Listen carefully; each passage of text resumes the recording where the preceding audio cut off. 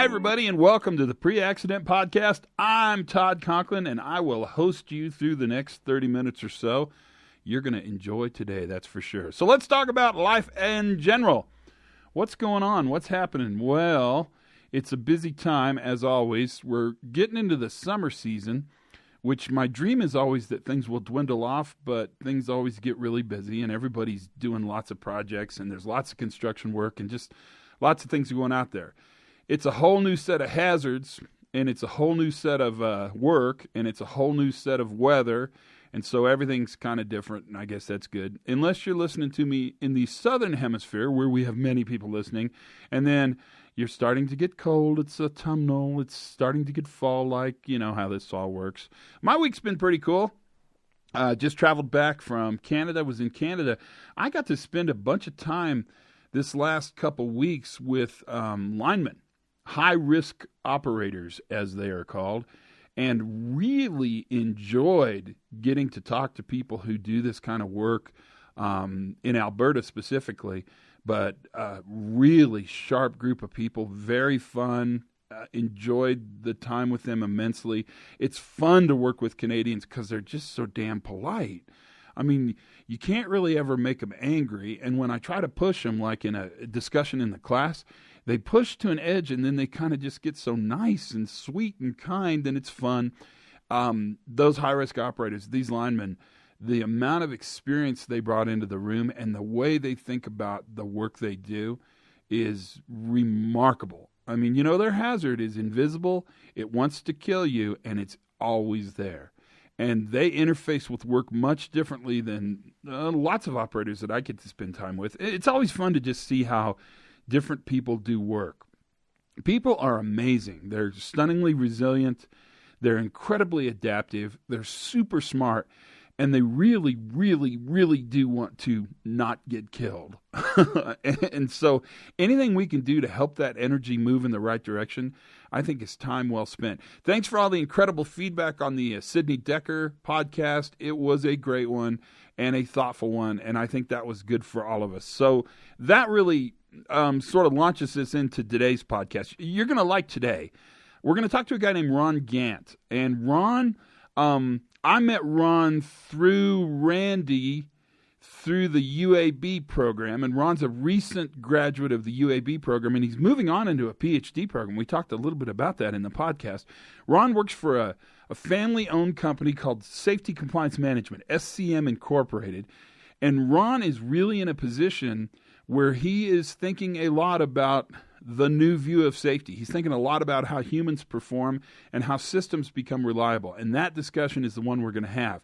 We started, though, talking about compliance because when it's in your name, it's kind of hard to not talk about it. And it was really fun to hear him talk about compliance. I was also really impressed with how he thinks about the world sort of beyond compliance. We even talked about the incredible notion of zero, which, you know, is pretty risky and kind of blasphemous, small b not large, but I think needs to be a part of our discussion. You're going to enjoy this podcast a bunch. One final kind of comment before we kick off. The Skype was a little funky for this discussion, so there are some times where he falls out really quickly. Work your way through it. I always try my best, but the Skype part is the hardest part. I do think technically we're getting better, but until then, enjoy. Thank you so much for tuning in. This, my friends, is Ron Gantt. Can you hear me? I can hear you. I think it did work. Oh, for some reason, it was telling me you weren't on. I don't really understand Skype, but I mean, it's a little more advanced than I'm used to, for sure. But yeah, it was telling me you weren't online. So I don't know what the deal was. I was just going to send you an email to have you call me. How are you? What a pleasure to meet you. I know. I'm all right. How are you? Good. Thanks for doing this. Yeah. Can you hear me? Yeah, we just broke away for a moment there. I'm trying to see if I can move around. I have old-fashioned internet. A man brings it in a paper bag to my door and dumps it, and then I have to go from there. That's kind of how it works. That sucks. Well, you know, I live in the sticks. No, I live in a great place. I I don't really have very good internet, but that's all right. It works fine. I mean, it's good enough for what we want to do. So, Are you in New Mexico still? yeah, I'm in Santa Fe. Oh, okay, that's cool. Nice. Yeah. Nice. Oh, Santa Fe is a great place to be. It's a marvelous place to be. So Randy said you would be marvelous on this podcast. Oh, well, Randy's a bit of a hyperbolic person, but Now, see what's going to happen is a ton of people are going to have to look up what the word hyperbolic means. You've now set up a cognitive hurdle for people to jump right out of the chute. That's funny. that's what I do. That's your deal? That's how you make it happen? That's just how. Yeah, really. That's, that makes me seem like I'm really important and smart. Hey, so why does Randy think he'd be good on this podcast? Well, I don't know for sure, but we'll try to guess. I was actually a student of Randy's at University of Alabama, Birmingham, in the master program, the Master of Engineering program from over there. And, he and I got talking a lot, and we kind of think similarly about safety, human performance and things like that. And, in a lot of ways, we're in similar places in our kind of exploration of safety. He's probably a little bit ahead of me, and we've started working together on various projects as well. So I would assume it has to do with something like that. I would think so too. Plus, I think he thinks you're a really nice guy. So see, that's payoff as well.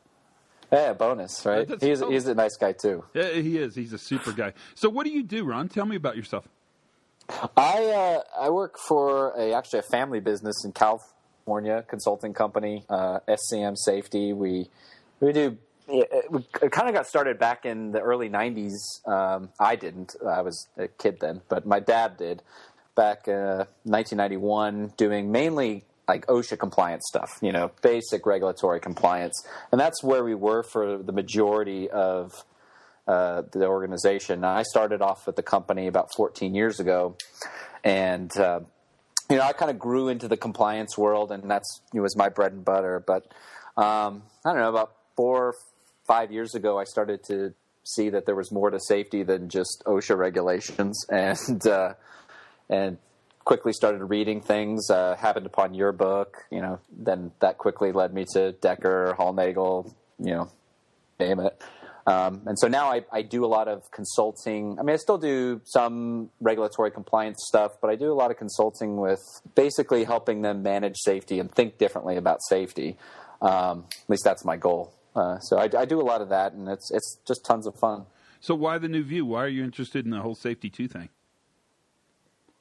Well, I mean, I guess for me, the thing that really frustrated me with the old view, I guess to kind of put it in black and white terms, which it obviously isn't, but to put it in black and white terms, the old view it's so, I guess, self-limiting, right? I mean, we have this idea that, here's how we manage safety, and that, that results from how we think about people. And we just throw it in place, and no one ever really seemed to ask, is this even working? I mean, I remember back, when I was kind of young in the safety profession, I was at a meeting with a bunch of safety geeks, a safety geek meeting where we get together and talk about calculators and stuff. Okay, is there any evidence that any of this stuff, I think it was about inspections, that that actually works? And there was like silence. And it was just, I got to think more about it, and it's so much in our profession that we just take for granted that it's actually working. And even on not even on a broad scale, on an organizational level, we just implement these things and just assume that they're working. And if anything deviates from our plan, and we just assume that deviation is automatically wrong. And the more I thought about that, the more I thought that's just not right. I mean, that can't be true in every case, because everybody knows that plans suck. Everybody knows the old colloquialisms like no plan survives contact with the enemy. But why do we all of a sudden think that safety plans are different? That they're somehow divine writing from God or something like that? That if anybody deviates from them, that the problem must be with the person, not with the plan itself. What do you think? What do you think the problem is? Because my theory on this is that we define safety as an outcome, And so then pretty much all our language, all our metrics, they're all really outcome-based metrics. And I think that has a lot to do with a bunch of stuff. But I mean, I think it has a lot to do with the fact that we want to bring a sense of sort of stability and control and predictability to a system that really doesn't want to be stable. It doesn't want to be, well, let me take that back. A system that's normally very stable until it's not stable, and then it doesn't want to be stable. It doesn't really want to be predicted, and so it creates this kind of cognitive dissonance. Gosh, that's twice I've used that phrase. Where people are sort of struggling to make sense of the, non-make sensible. Well, it seems to me there's like just that inherent need in people to feel like we have control of our environment and we have control of ourselves, and we often deceive ourselves into thinking we have this level of control. And so if we define safety as an outcome, then it's something I can achieve. I can wrap my head around it. It's not this moving target, this kind of unnatural space. There's just a big uncomfortableness that people have with uncertainty. Yeah, fair enough. That's fair enough. I mean, we work hard to drive uncertainty out of everything. Exactly, right. And even if it's just obviously a smoke and mirrors, we do that all the time. And I think that's why we focus on compliance so much, because it's so certain. Well, how important is compliance in your mind? I mean, it depends on important to what. Important is in terms of achieving safety goals. I don't know that it's important. There's plenty of times where, you could be safe by whatever definition you want to use with that, but not necessarily compliant. And there's plenty of times, obviously, you can be fully compliant and people still get hurt. So to me, there's not a really clear correlation between the two, although there certainly is overlap. Yeah, I mean, there's a limit to compliance, I think, as well. And I think compliance is important. It builds a foundation of, stability. It sets expectations. It creates a standard for performance. But the limit, at some point, compliance has taken us about as far as compliance can take us. And I think that's a real struggle. Yeah, I agree. And I mean, don't get me wrong. I don't think anybody should actively break the law or anything. But I think the way I've thought a lot about this since that's kind of where our company is still coming from. I think the problem with compliance is it creates a cognitive anchor for people. And so I think compliance was intended to be, like you say, the foundation that we then build upon. It sets the minimum standard and we can go beyond it.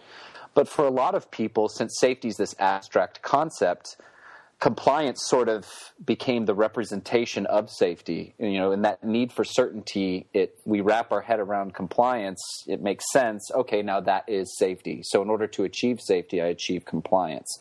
And I think that's the unintended consequence of compliance and the compliance mindset is we start to equate that as safety. And that's, I think, a big mistake that I see a lot of organizations make. But we've built our systems around that. That's what I hold my management to account for. That's the target.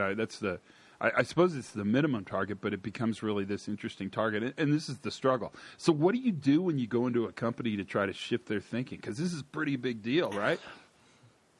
Yeah, definitely. I think the first thing is you got to get them, we build these safety systems and we have these ideas about compliance and everything. And like we said earlier, they kind of just get injected into the organization, thrown out there, and we assume it's all okay. The question I really try to get people to wrap their head around is, how would you know if you were wrong? How would you know if all these plans and ideas and assumptions that you have about safety were wrong? What would be the clues and the indicators that would let you know that your thinking about safety is wrong? And then you start to have a conversation about, okay, well, we'd start to see deviations. Well, aren't we seeing that? Isn't that out there? And so you start to kind of just challenge the mindsets of people. And it's certainly, there's a lot of resistance to it in some people, but you get to see some light bulbs go off in people's minds. And I think that's when you really start to get them. What have you learned is the best way to sort of start those conversations with people? How do you broach this topic? The idea that no news is good news is rampant in safety, that we assume that if I don't hear that anything is happening, that must mean that everything is going the way I intend it to go. We get that conversation going, and we start talking about, okay, is that really true? And and then they start to see, well, there's a whole lot of blind spots that they have in their organization. And then they start to kind of get curious. Okay, what is really happening? Why is that happening? And I think it's really about generating that curiosity about what is really happening at the ground level in the organization. We take for granted that success happens day in and day out because of what we're doing, when perhaps it's happening in spite of what we're doing. Well, let me throw a wrench in that idea, because I love where you're coming with that. But what if I told you that I think it's impossible for a manager to ever really understand the worker's perspective? Well, I would definitely agree that it's impossible to purely understand it. I'm using hyperbole. Could you tell? Yeah, I was awesome. Oh, thanks. That's rather. You should have like a Pee-wee's Big Adventure where you have like a word of the day in your podcast. Yeah, and then we all have to scream. I like that idea. And hyperbole would be the best word ever. And you could pronounce it hyperboil. That would work as well. But nonetheless, no. My point would be so I think about this a lot, Ron. So let's talk about a construction site. The owner sees the construction site as a temporary asset by which they will either make or lose money, right? Mm-hmm. The foreman sees the construction site. Let's stop. The engineer sees the construction site, the architect, as a drawing that should be constructed. The foreman sees the construction site as a complex system that has to be managed. And the worker sees the construction site as the place where they make their living, as where they're going to go today to get paid. What's crazy about that is those are really different perceptions, but it's all the same construction site. And so I at least in my mind, I think we see a system that is stable for our understanding of the system. The issue is that people have different understandings of the very same system. So, Decker calls it getting in the tunnel with the worker, the pointy stick model. People use that. I use that all the time as well. Those are different perceptions for the same operation. And to me, and this is where I'd want to sort of pick your brain, to me, I think the fundamental issue is that we've just defined safety and therefore created all these measurements, OSHA measurements, compliance measurements, SIP measurements, bonus measurements, new Carhartt jacket measurements around this idea that there is something to achieve. And if we build a building and nobody gets hurt, then we achieved the notion of nothing happening. Mm. What do we do with that? That's tough, because that's it's almost in our DNA. It is, right? And it's a similar issue in my mind to the problems like with health and, the credit issues where, we have an action and we get feedback from the environment about that action. And when we define safety as an outcome, the problem is often we get feedback that is positive, right? It's almost like no matter what you do, chances are you're not going to have an accident, so you could easily say that what you did led to not having an accident. Whether or not that's true is completely irrelevant. Well, the absence of a null set. How do you feel about zero? It's obviously the idea that we can achieve to have that as an actual tangible goal is I don't know, it's just impossible. I get that, hey, we definitely don't want to get anybody hurt, but we live in a world of risk, and that's a good thing. And I think that's the problem that I see in a lot of safety professionals is we live in this, kind of almost using the example you said, the safety professional sees a construction site as a huge bundle of risk that needs to be eliminated. But if the only way to eliminate it is to completely eliminate the construction site. I think Corey Pitzer has an interesting way of putting this. We need to teach people to be risk competent, which means that we have to be able to absorb some incidents. That's how people learn, through trial and error. Failure is not necessarily a negative. I was talking with Richard Cook he left a comment on something I posted one time, where he was making the point to someone he was working with that we talk about accident costs all the time, but the costs are always there. It's how you perceive them that really makes the difference. And so he tries to get people to call them investments. You've just made an investment with this accident. How are you going to respond to that? And you see that. It's funny, you see that idea. So the EPA in the United States is an agency that's familiar with this. I do a lot of work in Australia.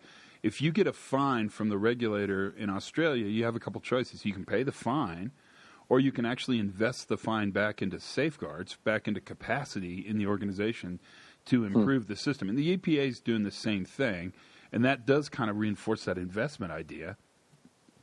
Yeah.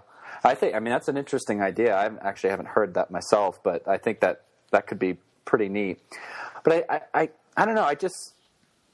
Certainly we don't want to be, hey, it's great that we get people hurt, but we have to understand that not all incidents are created equal. So this idea of zero harm is maybe not necessarily a good thing. But let me interrupt you and say a lot of companies have invested a lot of stock. So you want to talk about sunk cost if you're an economist. There's a lot of stock in building this zero idea and then really socializing this zero idea. I mean, the pushback you get, and you probably get this all the time, is, well, of course we don't mean zero, but you worked the last minute without an accident. Can you work 2 minutes without an accident? Well, yeah. I mean, can you work 2 days without, right? They build this really strong case. And I'm really torn because I get the emotional need to say zero.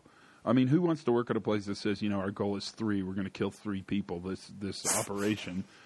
And I understand why that message has become really politically charged, but it's dangerous. It's almost blasphemy, small b, not large, blasphemy to go out and say that zero is the wrong message. And yet I would suggest that this zero idea challenges the way we think. It's a cognitive bias. Mm-hmm. What do you think? Yeah, that's an interesting idea. So when you say cognitive bias, do you mean, it's to me, it's the bias I would think is the bias towards kind of linear bimodal thinking. It's either or, we either have zero or we have some number greater than zero that we're happy with. Is that kind of what you mean? A little bit. I guess what I would say is that we somehow think the goal of zero is true and just, and that because we didn't hit zero, it's a function of some kind of temporary incompetence by a good worker.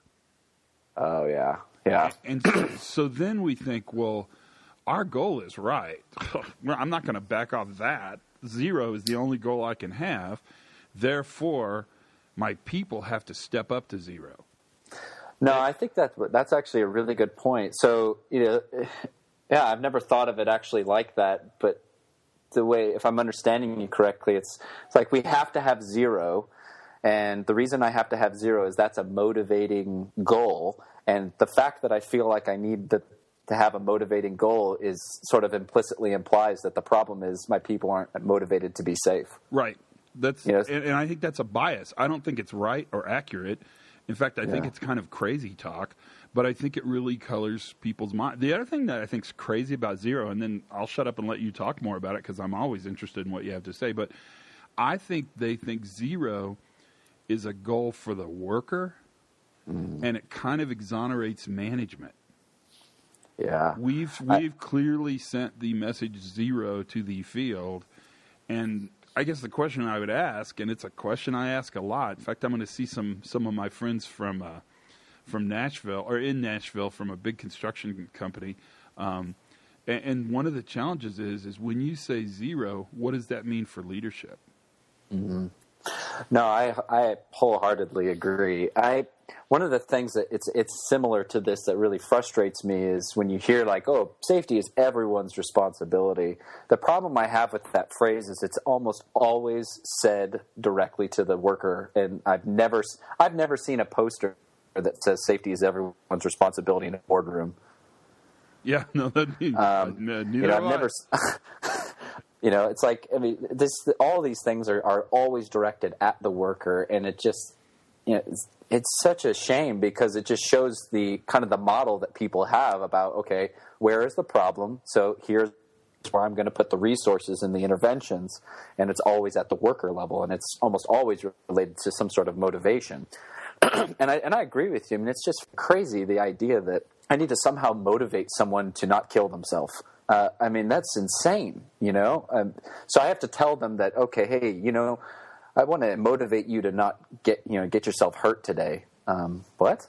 That it's such a simplistic and offensive in some ways view of people. And I think part of the problem goes back to what we said about perspective. It's, we see that there's someone who did something that we think is stupid or careless or whatever. And rather than go there and ask them, hey, from my perspective, that didn't make sense. Can you explain to me why that made sense to you? We just said, oh, it was stupid and careless. Therefore, the problem is in their head rather than in the environment. And the thing I would add to that is that I'm not even sure people are that blatant. I think they get that that's wrong.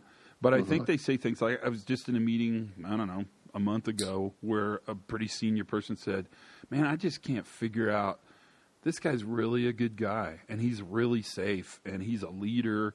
He's been around a long, long time. We trust him. He's respected. I can't figure out what happened. I just can't figure out, for that brief moment, why he would do what he did.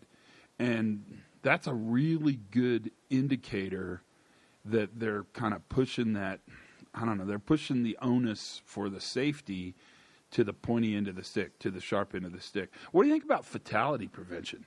Because you were talking about fatalities. To me, I think that's obviously where we need to start, right?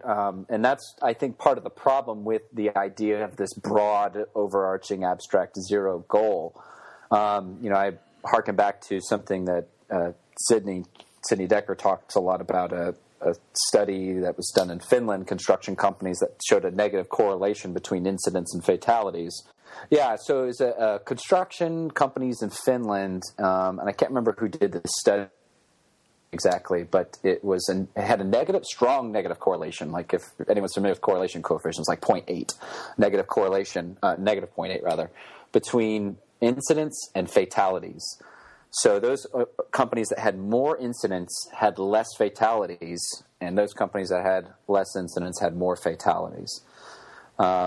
And I think, to me, that's part of the reason why we need to be okay with some level of failure, because then we can learn. We need to increase the opportunities to learn, because fatalities don't happen often enough to learn from them.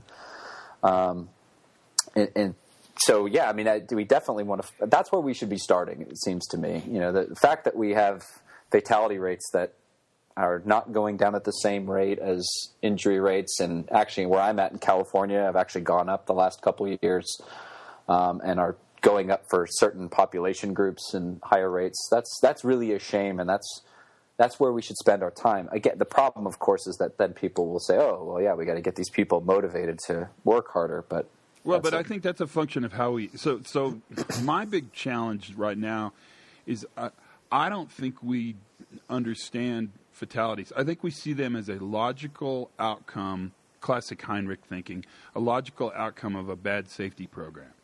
So there's a connection between frequency of events and seriousness of events. They've built a nexus, a connection there that's not really there.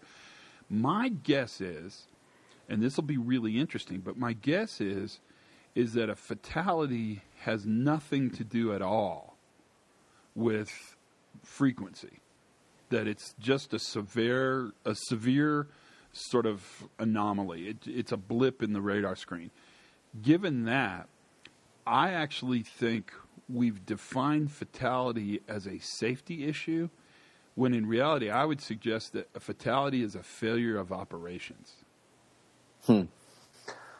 That's interesting. No, I think I could see that. I mean, I definitely would agree that it needs to be separate from this idea of frequency. The idea that we can somehow get people to hold handrails and that'll stop them from electrocuting themselves is insane. But I think, what you just said about fatalities related to operations, I think it really comes back down to safety two, thinking, productive safety, whatever people want, resilience engineering, whatever you want to call it. The idea that, failure and success have similar underlying causal factors. And if we can enhance people's ability to achieve success, we can naturally then reduce failure.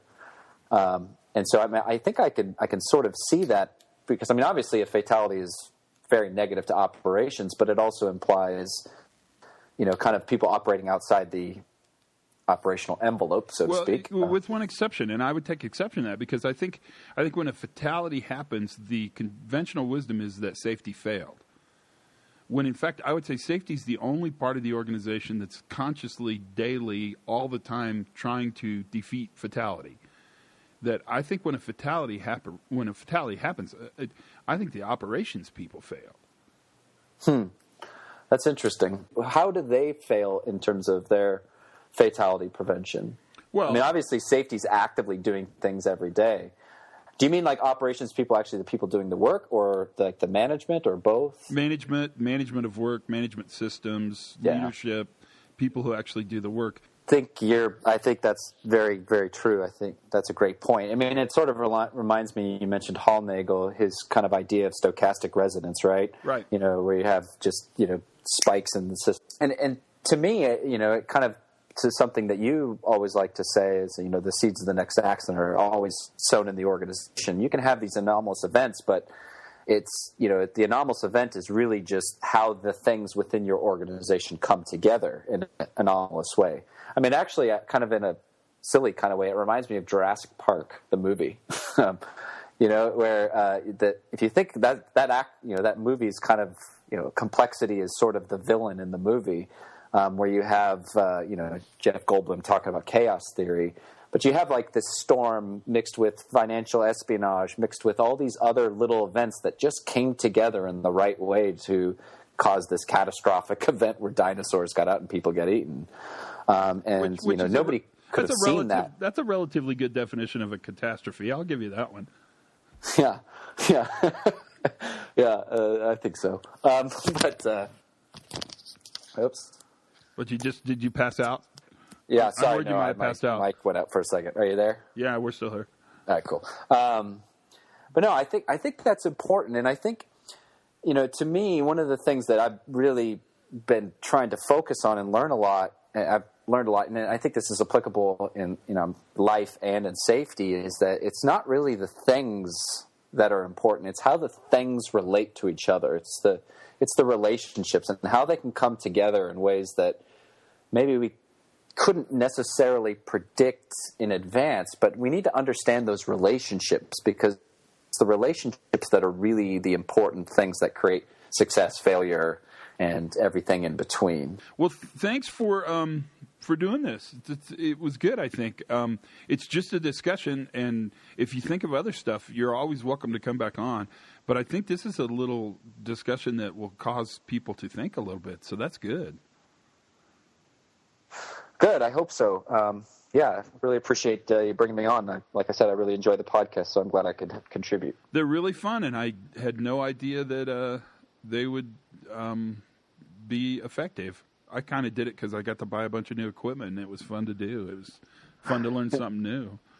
So, yeah. And I think it's a way to kind of continue the conversation and build a community of thought. And I just think we're struggling to find a way to build a community of thought, and so this is a good start. And conferences seem hard, I can say, for me, it's been really encouraging because, in the United States, it doesn't seem like there's that many people talking about this. But then hearing all the guests you bring on, it's like, oh, okay, there's a lot more people talking about this than I thought. Yeah, and the crazy thing is there's, I have a list of people that want to be on it, and that's great. Because my goal was to just have conversations with people. Who cares what they do, or what level they're in the organization, or how many books they've written. If they've got ideas and they're thinking about these, we ought to bring it on. Everybody can give 30 minutes to listen to a podcast. Yeah, I agree. Yeah, I think it's great. So keep up the good work. So what do you think? I told you, he's thoughtful, that one. He's a little too thoughtful. No, he's not too thoughtful. He's perfect thoughtful. I hope you found that to be intellectually stimulating. I really thought he tackled some tough issues, especially coming from an organization that's got a strong background in compliance. You got to respect that. Props to the man. So that's the story. That's today's podcast. Thank you for tuning in. It means so much. Be sure to subscribe. That makes a huge difference as well. Until then, learn something every day. Have fun. And for goodness sakes, be safe.